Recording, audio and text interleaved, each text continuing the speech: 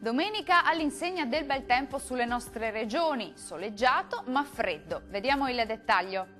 Sul Veneto bel tempo con il sole che splenderà in un cielo sereno e terso su gran parte del territorio.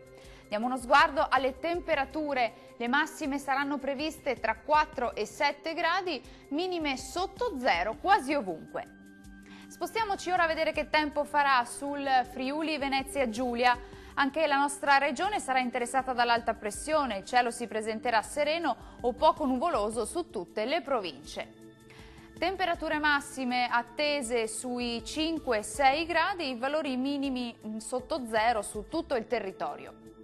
Concludiamo con uno sguardo al Trentino Alto Adige. Continua la presenza dell'alta pressione, sarà un'altra giornata all'insegna di un ampio soleggiamento su tutto il territorio.